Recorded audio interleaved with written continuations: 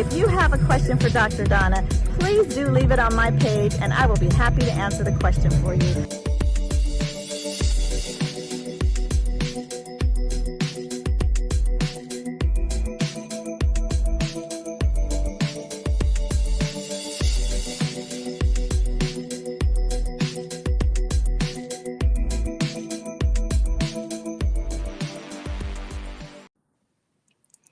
Hi.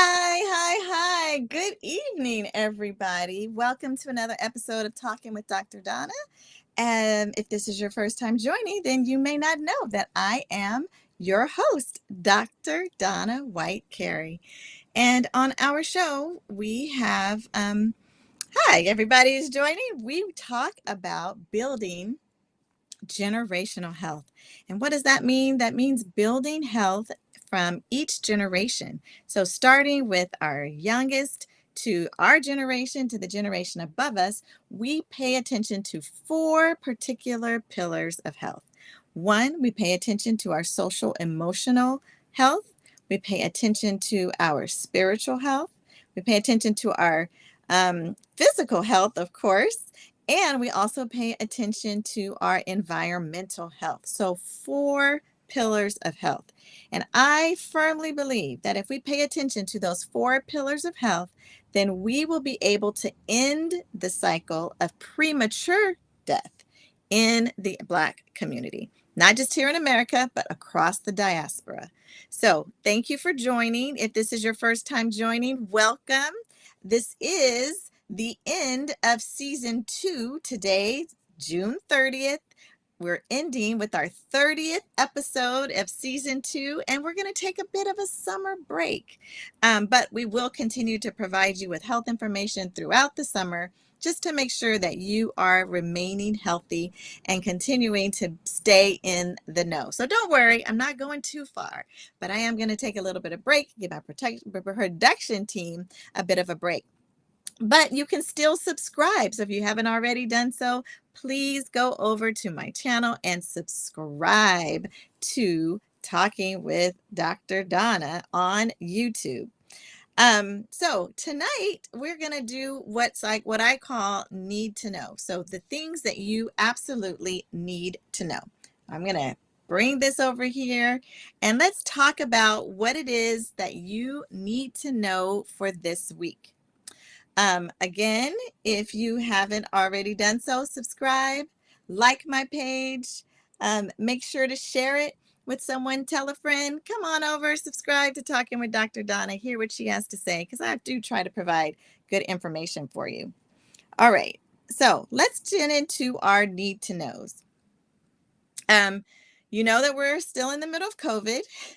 COVID hasn't ended, right? I tell people all the time, the pandemic is not over.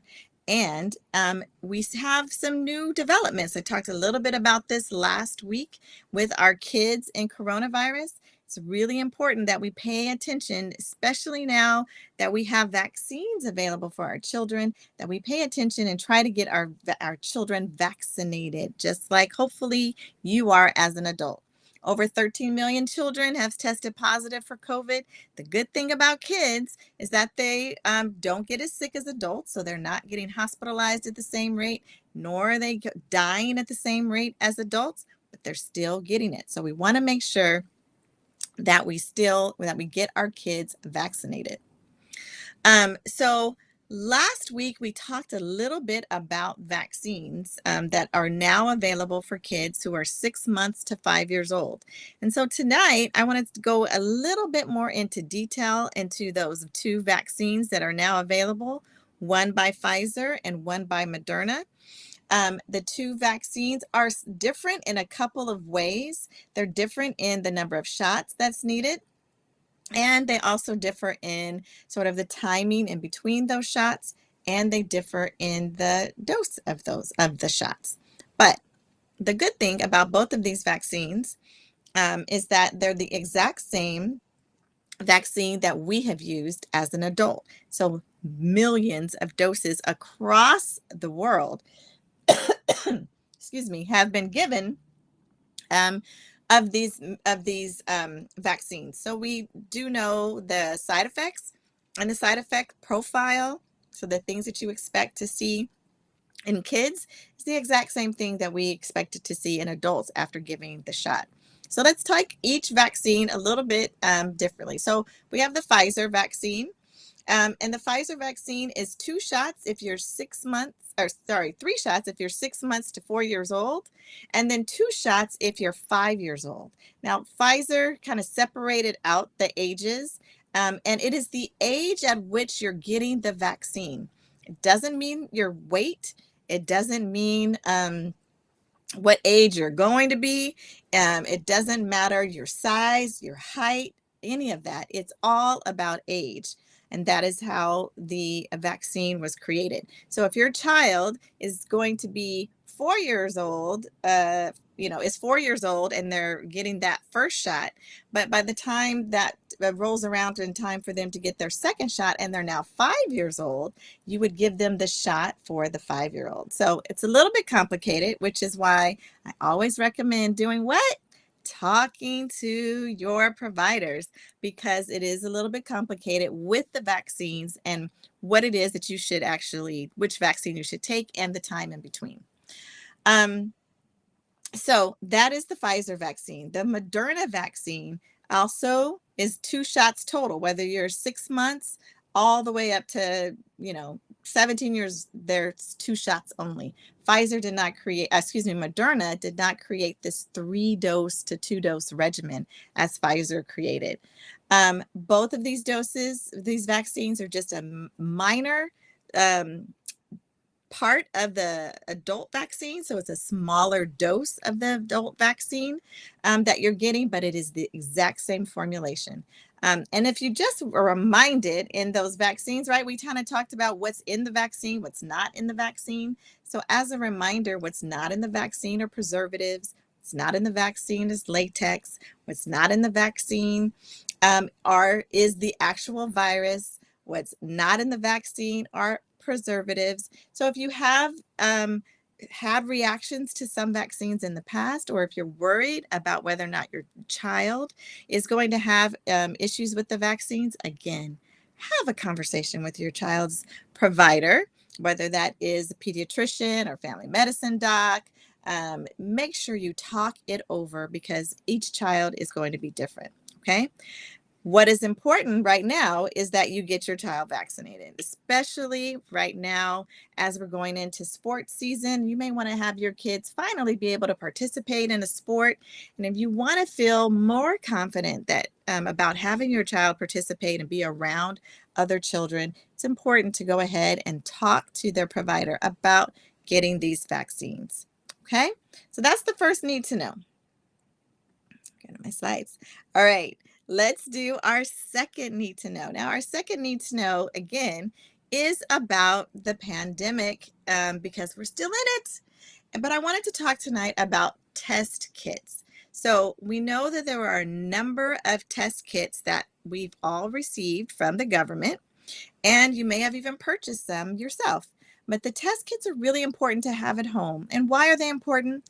Because if you have symptoms and you're concerned about whether or not you actually have coronavirus, then doing a test at home is really helpful. It's helpful so that you can isolate from other members in your family if you test positive. And of course, it's important so that if you do test positive, that you don't go to work and spread it, or go out to that event that you were invited to and spread the vaccine in that event. But there's been lots of questions and kind of confusion around the expiration of these test kits. So tonight I wanted to go a little bit over the numbers on the back and how you can tell when your test is going to expire. And you may or may not have heard about expiration dates being extended. And so I wanted to just talk a little bit about that tonight. The first thing is, if you really want to get your test, to know if your test is expired or not, go to fda.gov, okay? And then you're going to scroll down to the bottom, and you're going to find which test you actually have, okay? Now, ladies out here, as I'm talking to you, you all know this trouble that I'm in right now, where your mascara starts to run into your eye, and it kind of stings. So forgive me for a minute. I just need to get that mascara out of my eye. Um, all right, so go to FDA.gov, scroll down to see exactly what type of test you have. There's multiple different types of home test kits, and it's important to be able to know what test kit you have so that you can actually look at the expiration date. So that's the first thing you want to do. You want to actually check when you look at your home test, like, who is your manufacturer? There's multiple different manufacturers with the different types of tests. And you also want to check what type of test. Some manufacturers have made multiple different test kits. So you want to make sure that you have the test kit in front of you, that you know exactly which manufacturer, and you know exactly which test you have in order to check. Then you want to check by lot numbers. So lot numbers are what manufacturers use to say this big batch of these test kits that we made, when are this big batch of kits going to expire? So you need to know the lot number. Now, the lot number, I'm going to see if I can make this a little bit bigger for you guys.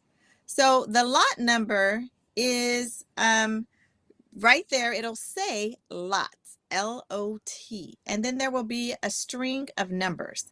Now, if you take those string of numbers, and as you go onto that website, and you can look and see, match up that string of numbers, the lot number, with on the website. Now, I will tell you, this kit that I have here is the Binax test kit. And when I went on the website to see what the expiration date was, it was really complicated. I had to scroll down through 2 or 3 different pages to actually find the lot number. And of course, they didn't make it easy, but you can see that it's usually numerical. So this lot number is 172. And it started out at like 15s, then 16s, and then 17s a few pages down. So you may have to scroll down a bit until you get to your test kit lot number. When you find the lot number, then you can go over and look and see what the expiration date is. Now, for this particular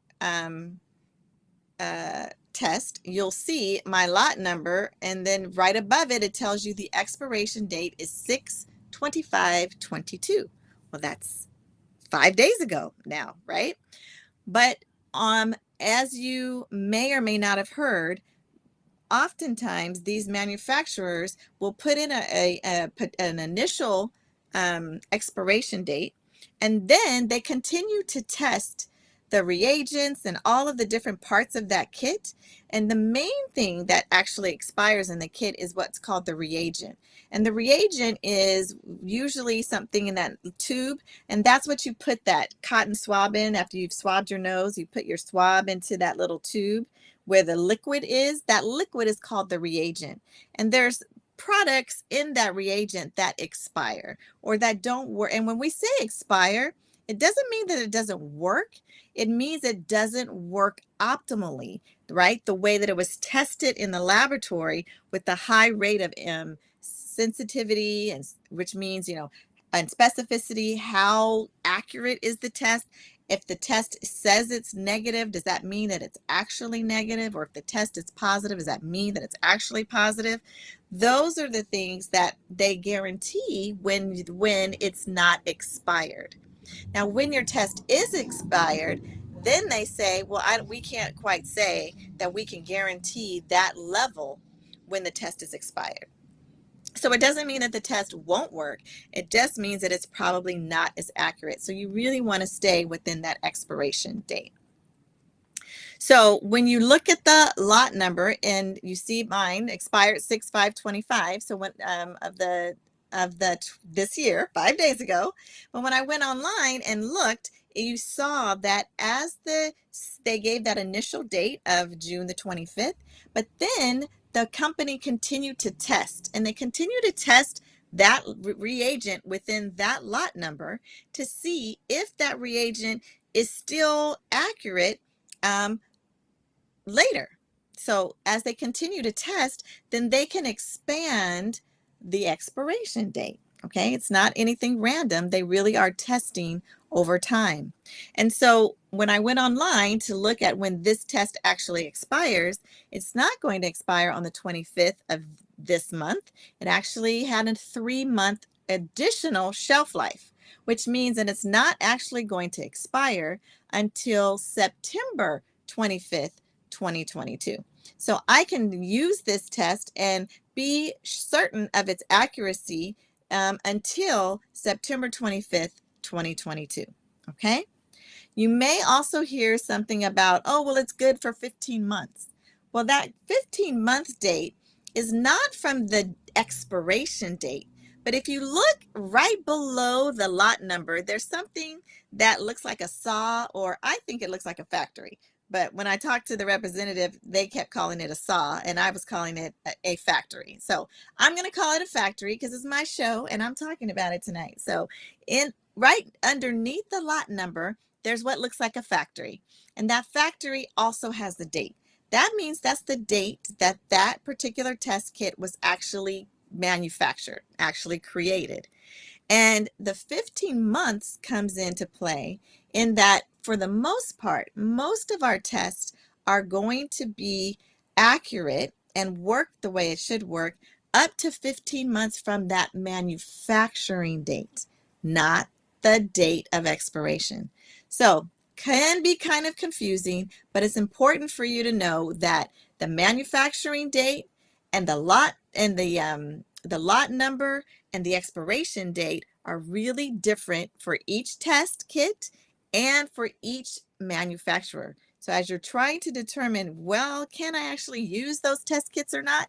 It's going to be really important for you to understand that, yes, you can use those test kits, but you should be able to use those test kits when it says that it is not yet expired. Okay? So I hope that helps in terms of our expiration of our test kits. Again, this is a live show, so if you have any questions, put them in the chat and I will try to get to them before we close. So that's their second need to know, is really understanding the lot number, the expiration date, and the manufacturing date of your home test kits.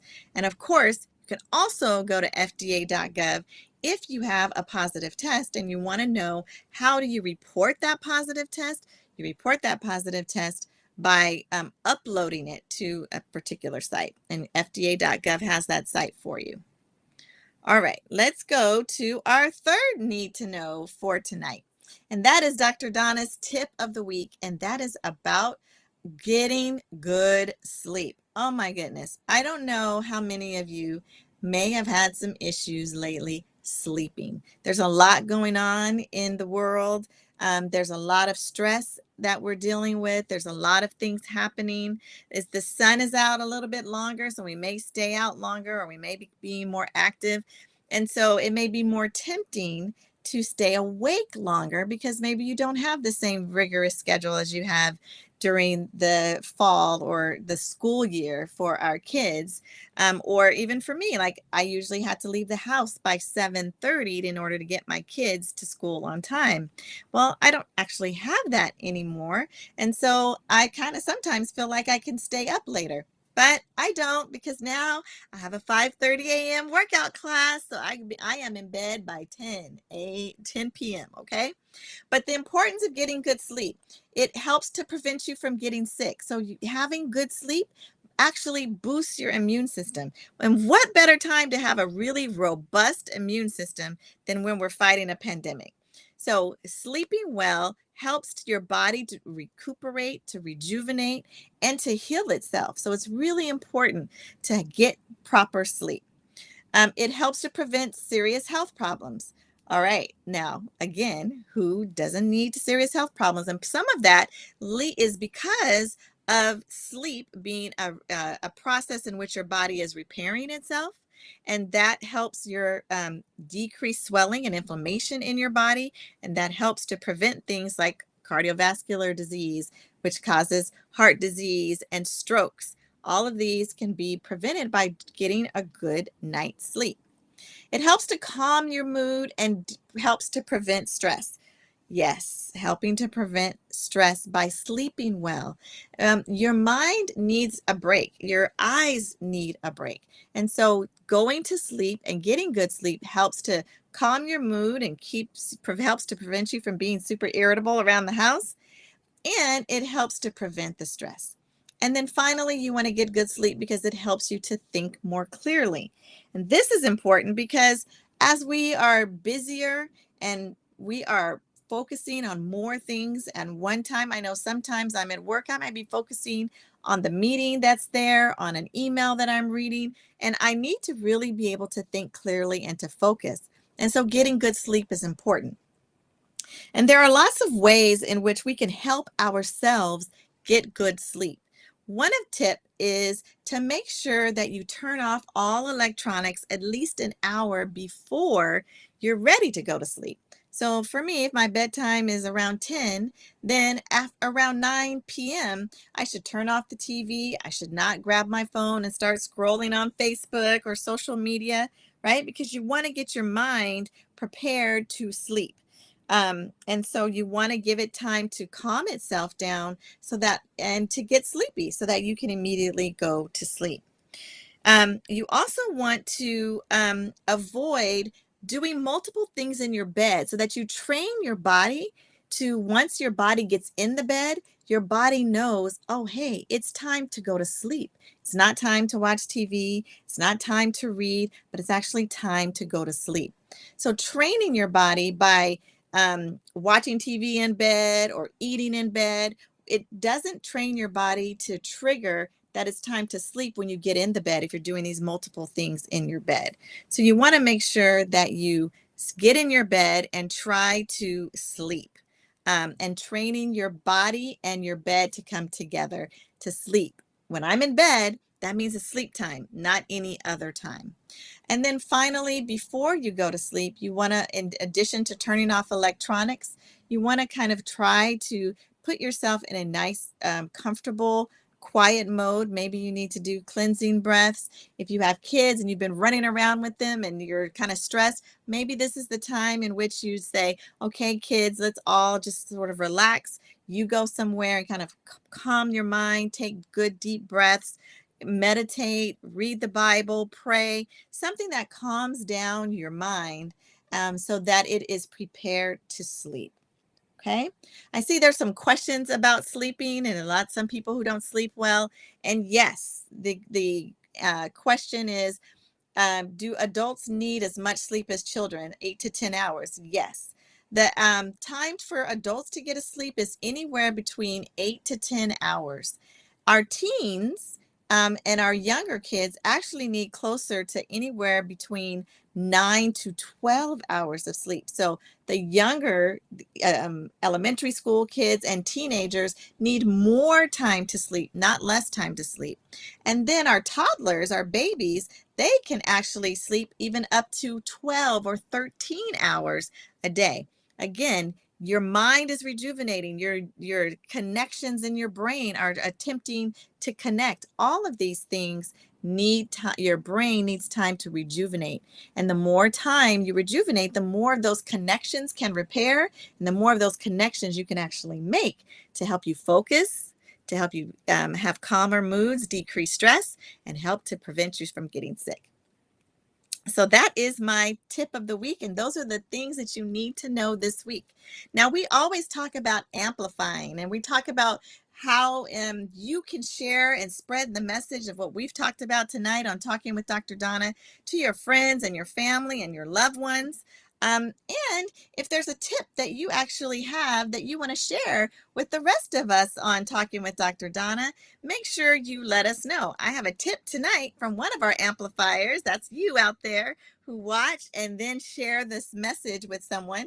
I have a tip tonight from Annette. Oops, sorry. I'm going too fast here. A tip from Annette Massey, who is our amplifier tip of the night tonight, who gave a tip about how we can think about using our test kits and making sure they don't expire. She recommends that you organize your home test kit by their expiration date. So you may have received that first batch of kits from the government, then they say, oh, it's okay, you can get another batch of kits. Well, just like you do with your foods, as you rotate your food, make sure that you put those kits that are going to expire first in the front and those kits that are going to expire later towards the back, so that you always have a fresh kit that you're ready to use at home if you need it. So thank you, Annette Massey, for being an amplifier and for sharing a tip with us tonight. All right. Let's see. Are there any other questions? You sleep within 15 to 20 minutes. That's good. That's the average time. It should take you about 30 minutes to fall asleep. What if your internal clock has been set over 40 years when you sleep and wake up? Yeah, that's hard because you've trained your body and your brain to be awake at a certain time. And so if you're going to have to retrain it to not be awake at that certain time. So just if it took you 40 years to get to that point where your body automatically wakes up, bad news is it's going to probably take you a number of years to back out of that and have a new schedule. But the more you try and the more you do it, then your body is going to get used to your new habit. All right. So again, thank you so much for watching Talking with Dr. Donna. If you have not already subscribed, please go over to my YouTube channel and subscribe. As I said, this is our final episode for season 3. Now, this is going to be me, Dr. Donna, chilling, hanging out, reading the books. Yeah, right. But resting, relaxing, regrouping, rejuvenating, getting ready for season 3 to come in September. I'm so very grateful to each of you who come and watch Talking with Dr. Donna every Thursday, that you keep your appointment with the doctor. I appreciate you. As we're coming into season 3, we really want to make sure that we're hitting topics that are important to you, that are of interest to you. So while we're on break and preparing for season 3, I want to make sure that you let me know if there's any topics or any suggestions you have on what you'd like to hear and what you would like us to cover in season 3. But this time, this is our last time keeping your appointment with the doctor on Thursdays at 6:30, but we will be back in September with new episodes, new information, new ways to share so that we can continue to build generational health. Thank you again for watching. I am Dr. Donna White Carey, and again, amplify the messages that you heard tonight and make sure that you take care of yourself and take care of your families. Thank you so much for watching.